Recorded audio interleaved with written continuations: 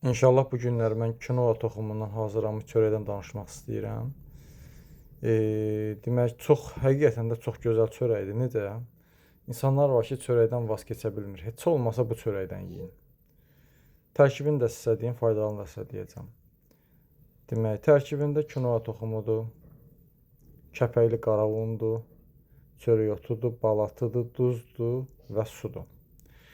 İnanın ki, bunun qəbizlikdən əziyyət çəkən insanlara çox gözəl fayda verir. Onkoloji xəstələrə çox gözəl.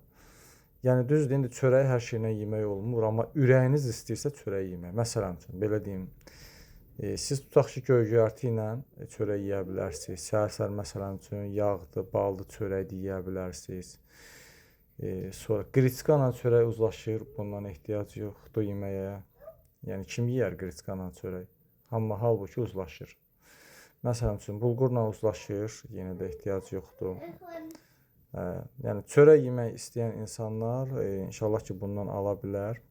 Mən özüm də bundan alıram artıq. İnan ki, yeyirsən də həzmə getməsini hiss eləmirsən. Qəbizlikdən əziyyət çəkir, bağırsaqları çox gözəl çalışdırır. Mən şəxsən bunu izləyirəm də, yeyib baxıram. Demək, inşallah Koroğluda olan fitoklubda var, Herbamedikal Tibb Mərkəzinin həyətində olan fitoklubda var. İndi inşallah ki, gələcəkdə yəqin ki, növbəti fitoklublarda da olar.